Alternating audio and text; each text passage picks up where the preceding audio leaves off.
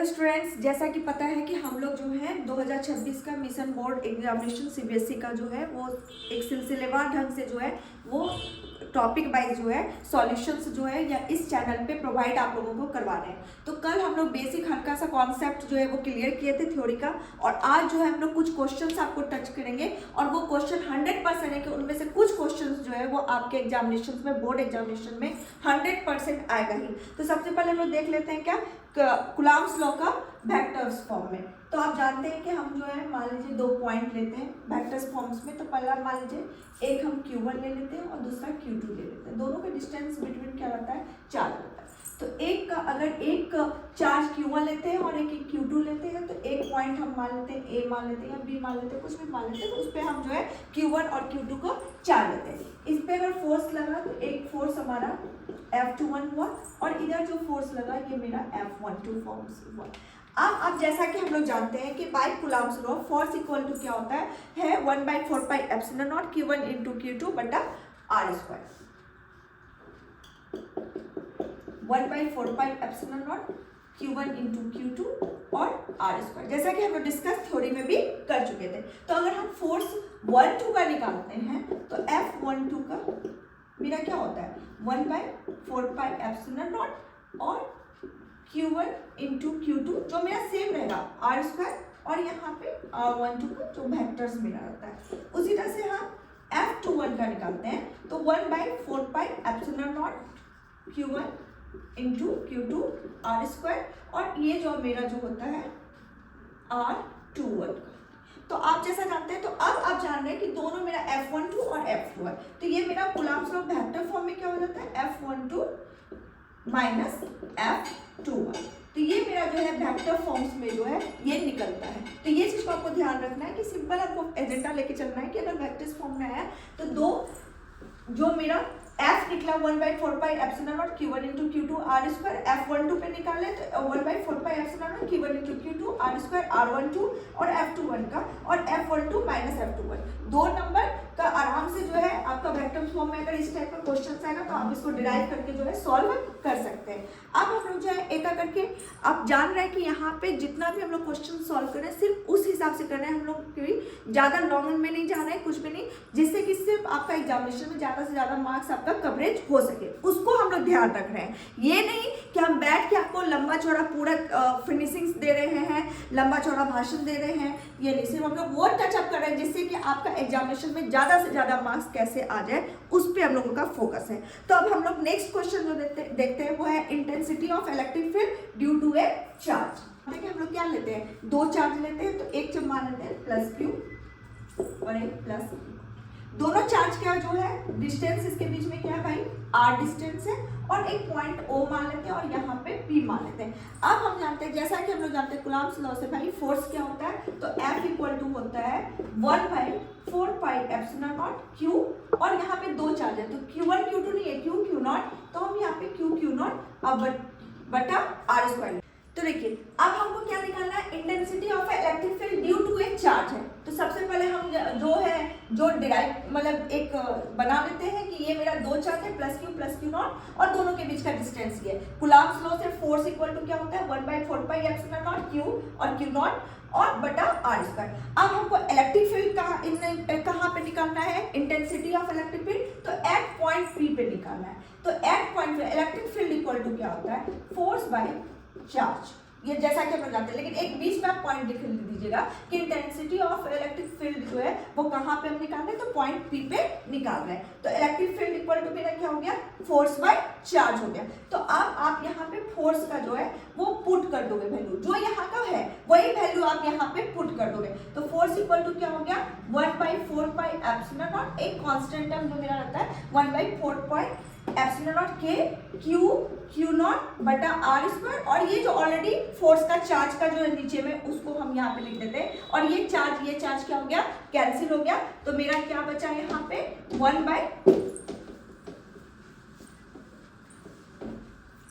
तो मेरा यहाँ पे क्या बचा 1/4 pi epsilon nought K Q बटा R। और आपको पता है कि एयर में या किसी भी निर्माण में k का मान क्या हो जाता है 1 हो जाता है। तो 1 हो जाने के बाद ये क्या बचेगा 1/4 पाई एप्सिलॉन नॉट और q बटा आर स्क्वायर। तो ये मेरा जो है इलेक्ट्रिक इंटेंसिटी जो इलेक्ट्रिक फील्ड ड्यू टू है चार्ज पे जो है वो मेरा निकल जाएगा electric field equal to 1/4 pi epsilon nought q बटा आर स्क्वायर। बस इसमें आपको दो चीज याद रखना है, आपको इंटेंसिटी जैसे निकालने के लिए बोला जाएगा आप बस दो फॉर्मूला रखिएगा तुरंत आपका डिराइव हो जाएगा। एक आपको याद रखना है कूलम्ब्स लॉ का रखना है कि फोर्स इक्वल टू क्या होता है 1/4 pi epsilon nought q not. सीधा पहले डायग्राम बना लीजिएगा और इजिली वे में आपको याद रखना है फोर्स इक्वल टू भैया क्या होगा तो 1/4 pi epsilon nought q nought बटा आर स्क्वायर और एक रखना है electric field equal to force by charge. बस आप इसको जो है पुट कर दोगे यहाँ पे मतलब इलेक्ट्रिक फील्ड की जगह पे 1/4 pi epsilon nought q nought R square और ये q नॉट तो बस ये कट गया बचा 1/4 पाई एप्सिलॉन नॉट और k एयर पे किसी भी निर्वात पे k का मान क्या हो जाता है 1 हो जाता है। तो सीधा आपका इलेक्ट्रिक फील्ड इक्वल टू क्या निकल गया 1/4 पाई एप्सिलॉन नॉट q बटा आर स्क्वायर। इससे आप क्या समझते हो कि इलेक्ट्रिक फील्ड जो होता है इलेक्ट्रिक फील्ड प्रोपोर्शनल जो होता है वो स्क्वायर डिस्टेंस जो बिटवीन जो उनका जो होता है उनके बीच का जो दूरी होता है वो आप जो है इनवर्सली प्रोपोर्शनल होता है इलेक्ट्रिक फील्ड। बस आप इजीली आपका ये क्वेश्चन जो है वो सॉर्ट आउट हो जाएगा। अब यहाँ पे आपको दो चीज समझना है, ठीक है। दो चीज में क्या समझना है, एक आपको पॉजिटिव चार्ज समझना है और एक निगेटिव चार्ज समझना है। पॉजिटिव चार्ज क्या होता है अवे द चार्ज, मतलब कि पॉजिटिव जो होता है वो अवे द चार्ज से ये मतलब आप अवे मतलब दूर बोल दोगे और निगेटिव जो होता है टुवर्ड्स द चार्ज मतलब वो चार्ज के तरफ होता है। बस ये कॉन्सेप्ट आपका ये क्लियर रहेगा तो आसानी से आपका सॉल्व हो जाएगा। यहाँ पे क्या निकाल रहे हैं, ये एकदम इम्पॉर्टेंट क्वेश्चन से एग्जामिनेशन में जो है हमेशा आता है। जब भी आप कैरी करोगे, जब आप 10 to 15 ईयर्स का बोर्ड एग्जामिनेशन आप सीबीएसई में देखोगे तो अधिकतर बार ये क्वेश्चंस जो है वो पूछा गया है। तो यहाँ पे आप देखिएगा क्या कि electric field intensity due to an electric dipoles का तो कैसे हम निकालते हैं, तो जैसा डायग्राम में दिया गया कि हम दो चार्ज तो लेते हैं माइनस क्यू प्लस के, दोनों के बीच का डिस्टेंस 2l है, मिड पॉइंट एक O है, एक P ले लिए और इवन जब दोनों के बीच का डिस्टेंस 2 है और यहाँ पे हम जो है एक R का पॉइंट ले लेते हैं, एक डिस्टेंस हम ले लेते हैं R, ठीक है। तो ये R ले लिए तो अगर दोनों के बीच का है तो इधर R प्लस L हो जाएगा और इस साइड जाएगा तो R माइनस L हो जाएगा। तो हम ये जो है डायग्राम के बाद जो है अब यहां से हम समझेंगे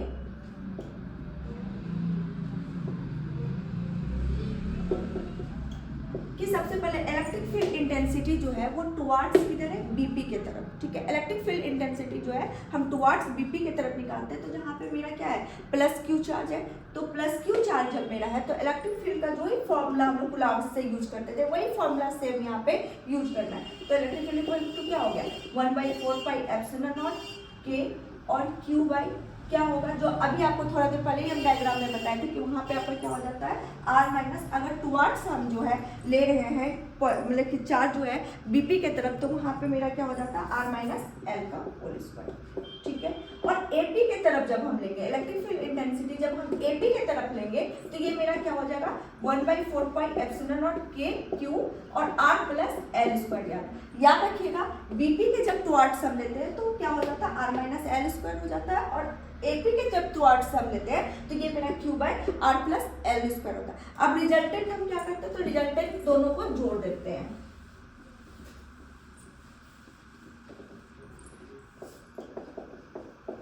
मतलब एक मेरा जो है प्लस क्यू का मतलब जो है एक पॉजिटिव चार्ज का और एक निगेटिव चार्ज का, दोनों का जो रिजल्टेंट है उसको हम क्या कर दिए ऐड कर दिए। तो वो फॉर्मूला से जो भी मेरा निकला इक्वल टू वाई क्या होता है 1/4 पाई एप्सिलॉन नॉट के और Q तो दोनों में कॉमन है तो Q तो हम लेंगे ही लेंगे। उसके बाद जो मेरा आता है 1/R माइनस L का whole square minus 1 plus R plus L का whole square Q by 4 pi epsilon nought के और ए प्लस बी और ए माइनस बी का आपको पता है कि A square minus B square होता है, तो यहाँ पे हम क्या कर देंगे R square minus L square का होल स्क्वायर, तो R square minus L square का होल स्क्वायर, तो माइनस माइनस हो जाएगा यहाँ पे कट, तो बचेगा प्लस, तो ऊपर में आप यहाँ पे क्या लिख दोगे प्लस, तो आर प्लस एल स्क्वायर का होल स्क्वायर क्या होता है R square plus L square और प्लस 2RL,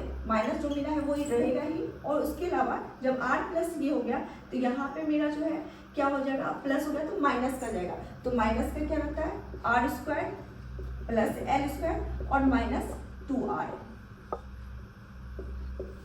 अब ये ध्यान देगा ये आर स्क्वायर और ये माइनस आर स्क्वायर क्या हो गया कट गया, ये प्लस एल स्क्वायर ये माइनस एल स्क्वायर कट गया, ये माइनस माइनस क्या हो जाएगा प्लस हो जाएगा, तो यहाँ पे हम लिखेंगे Q 4 pi epsilon nought K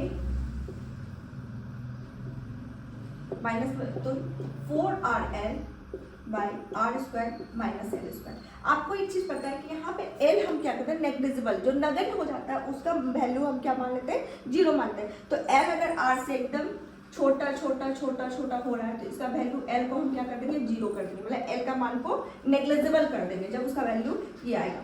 दूसरी बात डायपोल का हमको क्या होता है, तो आपको डायपोल का हम पहले ही बता दिए थे थ्योरी क्लास में कि P equal to Q into 2D होता है, तो यहाँ पे Q2D नहीं लिखे हम यहाँ पे भाई 2Q, मतलब वो हमको लाना है, जैसे 4RL मेरा मतलब यहाँ पे हो रहा है, तो यहाँ पे जो डिस्टेंस हम जो है वो एक करके पुट करेंगे और by 4 pi epsilon nought K R square, क्योंकि L मेरा निग्लिजिबल हो गया।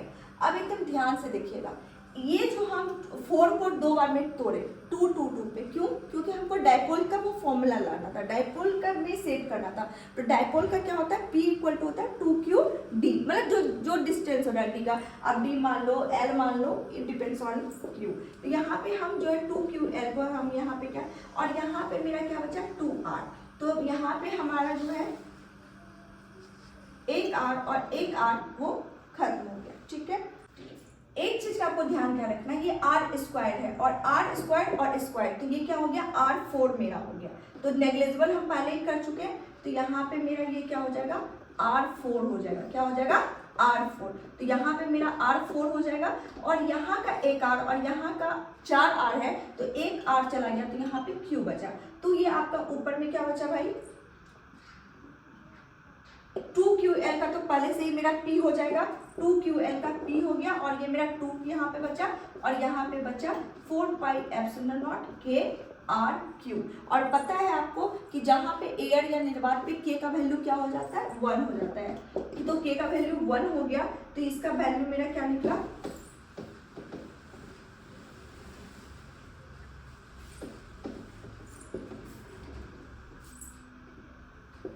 2P by 4 pi epsilon not R Q, तो आपको इलेक्ट्रिक फील्ड इक्वल टू, और ये जो आगे में आपका 1 बाई 4 पाई एप्सिलॉन नॉट, ये जो है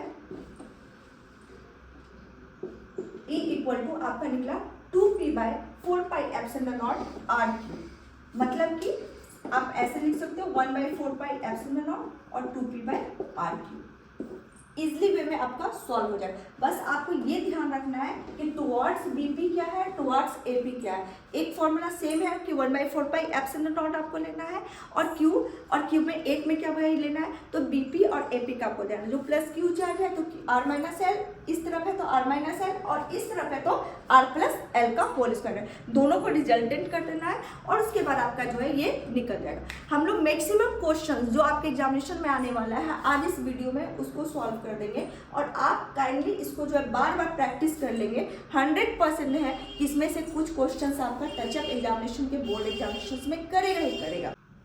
चलिए, तो नेक्स्ट आपका इंपॉर्टेंट क्वेश्चन जो है, the intensity of electric field due to a dipole at a point on the equatorial line. हम एक डायग्राम बना लिए इक्वेटोरियल लाइंस का, A B minus Q plus Q, जो मेरा है यहाँ पे वही theta, and E equal to जो भी हम लोग BP इक्वल टू यहाँ पे पुट कर दिए हैं, BP equal to AP R square plus को ध्यान रखना है कि जब तक आप वीडियो को लास्ट तक नहीं देखिएगा तब तक आपको समझ में नहीं आएगा कि हम इस चैप्टर में कौन कौन सा इंपॉर्टेंट क्वेश्चन है। स्किप मत कीजिएगा, वीडियो को लास्ट तक देखते रहिएगा, क्योंकि इस चैप्टर में आज के समय जो ये वीडियो डाला जा रहा है, इस वीडियो में ऑलमोस्ट इस चैप्टर का इंपॉर्टेंट क्वेश्चन है और इसमें क्वेश्चन जो है 100% जो है वो क्वेश्चन आपका टच बोर्ड में करेगा ही करेगा। ये मैं आपको लिख के दे रही हूँ। तो यहाँ पे सबसे पहले इंटेंसिटी हमारा निकालना है इलेक्ट्रिक फील्ड का। तो भाई सबसे पहले किस पे निकालना है, तो प्लस क्यू पे। हम प्लस क्यू चार्ज पे निकालते हैं। तो E1 इक्वल टू वही फॉर्मूला हम यूज करेंगे। भाई E1 क्या होता है 1/4 एप्सिलॉन नॉट के और Q बटा PV स्क्वायर, Q बटा PV का भाई हम PV स्क्वायर अभी लिख रहे हैं। तो भाई PV का क्या हो जाता है, तो PV का यहाँ पे वैल्यू ऑलरेडी आपका जो है आपको पता है ये मेरा PV है, तो इसका वैल्यू क्या हो गया R स्क्वायर अब प्लस L स्क्वायर। अब डायग्राम से भी आप समझ लो कि ये दोनों यहाँ का डिस्टेंस L है, इसका R है, तो यहाँ पे ऑलरेडी हम BP इक्वल टू लिख चुके हैं AP into R square plus L square. तो यहाँ पे मेरा क्या हो गया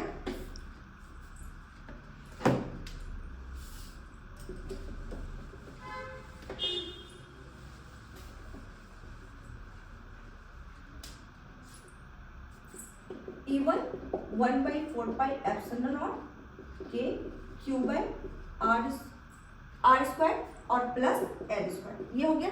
सिमिलरली मेरा E2 का भी क्या होगा, सेम ही होगा, क्योंकि E1 का भी ये है, तो भाई E2 का भी क्या होगा, सेम ही होगा। तो E2 का भी मेरा क्या हो गया 1/4 एप्सिलॉन नॉट के Q by R square plus L square.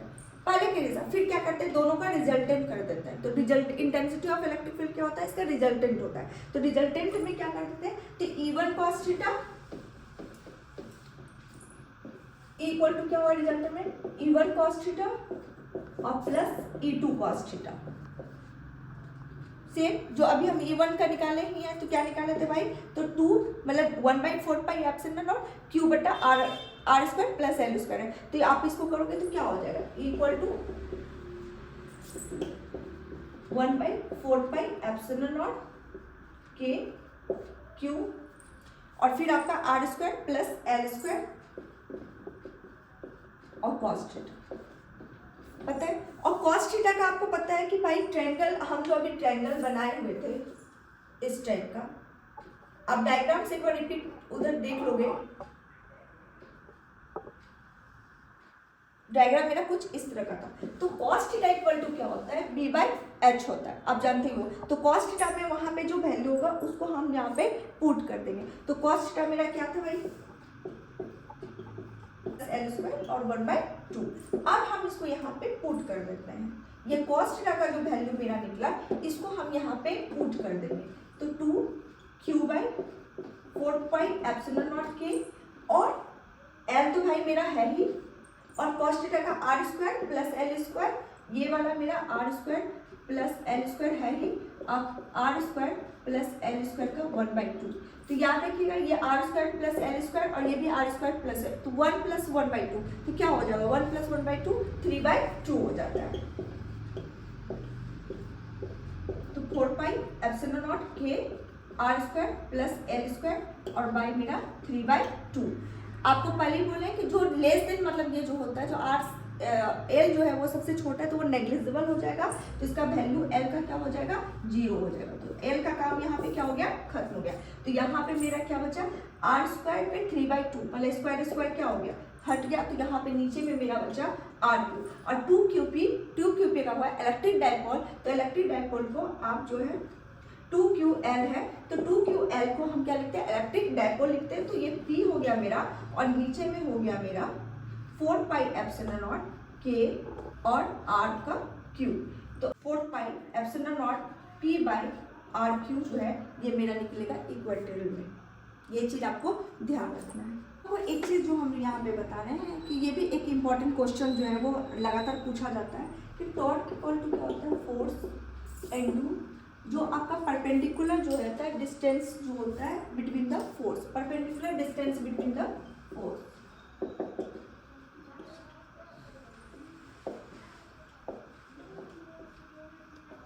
तो आपको ये याद रखना, टॉर्क इक्वल टू भाई मेरा क्या होता है, तो फोर्स, और वो जो होता है वो perpendicular distance between the force में जो आता है। तो भाई आपका इसमें एक फॉर्मूला क्या यूज करना है, तो आपको फॉर्मूला यूज करना है कि टॉर्क इक्वल टू फोर्स रहा ही, और अगर मान लीजिए मेरा कोई भी लाइन है और इसमें जो है ये दिया हुआ है, तो इसमें मेरा एक चार्ज होगा माइनस क्यू और प्लस क्यू का। तो बस 2 लाइन में आपको इस क्वेश्चन को जो है फिनिश कर देना है। तो फोर्स इक्वल टू, आपको पहले ही पता है कि फोर्स इक्वल टू क्या होता है, क्यू ई होता है। एक बार आपको पता, क्योंकि इलेक्ट्रिक फील्ड इक्वल टू क्या होता है, फोर्स बाय चार्ज होता है। तो फोर्स इक्वल टू मेरा क्या हो जाएगा, क्यू ई हो जाएगा, ये आपको पहले ही हम बता चुके हैं। तो यहाँ पे टॉर्क इक्वल टू क्या हो गया, फोर्स और perpendicular distance between the force. तो perpendicular distance between the force क्या है यहाँ पे, तो 2L sin थीटा है। तो फोर्स यहाँ पे, और फोर्स इक्वल टू हम यहाँ पे क्या पुट कर देंगे, क्यू ई, जो आपको अभी हम बता दिए थे। तो Q E 2L sin theta, तो फोर्स। अब आप हमको बताएं 2QE, ठीक है, यहाँ पे ले रहे हैं तो 2QE का, और यहाँ पे 2L भी है और E sin थीटा मतलब है, तो ये 2QL को एक साथ लिख लेंगे और E sin थीटा में। आपको पता है कि डायपोल का फॉर्मूला क्या होता है, P इक्वल टू 2QD, मतलब डिस्टेंस बिटवीन, तो यहाँ पे डिस्टेंस L दिए हैं, तो टॉर्क इक्वल टू यहाँ पे क्या हो जाएगा, PE sin थीटा। तो इसको हम लिख सकते हैं बैक,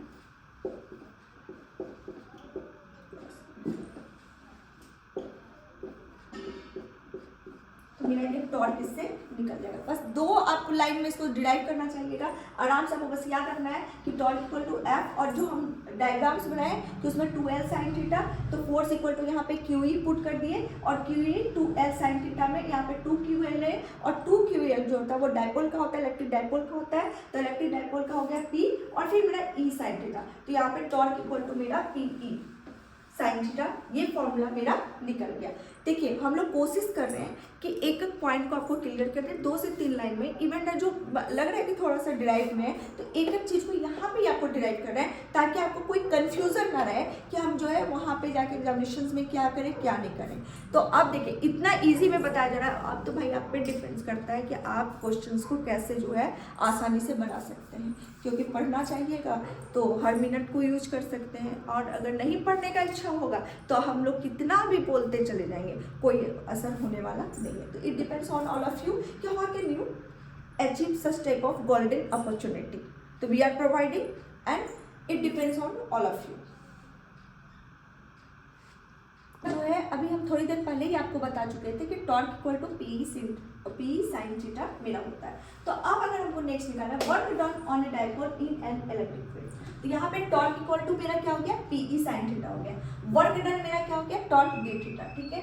तो यहाँ पे हम एक θ2 θ1 का ले लेंगे, वर्क डन का क्या आ गया, टॉर्क d थीटा, और टॉर्क का आपको पहले ही बता चुके थे PE sin थीटा डे, और sin थीटा का इंटीग्रेशन मेरा PE इधर निकल गया, और इधर मेरा इंटीग्रेशन बचा sin थीटा d थीटा, और sin थीटा का इंटीग्रेशन जो होता है वो क्या होता है, माइनस कॉस थीटा।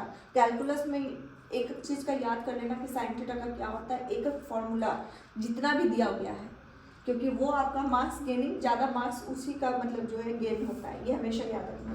तो यहाँ पे मेरा क्या हो गया, PE माइनस कॉस थीटा और θ2 θ1, समझ रहे हो, कोई दिक्कत तो नहीं हो रहा होगा। तो यहाँ पे मेरा PE माइनस कॉस थीटा θ2 θ1, अब मैं एक बार θ2 को माइनस कर देंगे और एक बार θ1 को माइनस कर देंगे, तो यहाँ पे मेरा क्या हो जाएगा, PE माइनस कॉस θ2 और माइनस कॉस θ1। यहाँ तक मेरी तो कोई डाउट नहीं हो रहा है। तो यहाँ पे मेरा क्या हो गया, माइनस कॉस θ2 और माइनस कॉस θ1। अब यहाँ पे अगर हम चाहते हैं तो माइनस को अगर हम ये कर लें, कॉस θ1 को आगे लाएं, इसका माइनस को अगर लेते हैं तो हमारा क्या हो जाता है, सोचो कि अगर माइनस हमको कॉमन लेने तो एक माइनस को बाहर ले सकते हैं ना, माइनस PE, और उसके बाद कॉस θ1 माइनस कॉस θ2 हम यहाँ पे कर सकते हैं। ये जो है नेक्स्ट जो है ये मैं यहाँ तक मैं बना के छोड़ूंगी, आगे आप लोगों को बनाना है कि आपको देखना है कि यहाँ पे, तो हम यहाँ पे क्या कर देंगे, यहाँ पे क्या हो गया बाबू, PE तो मेरा रहेगा ही, और हम यहाँ पे लिख देते हैं कॉस θ1 माइनस कॉस θ2। तो ये मेरा वर्क डन हुआ। वर्क डन किस पे हुआ? डायपोल इन इलेक्ट्रिक फील्ड पे हुआ।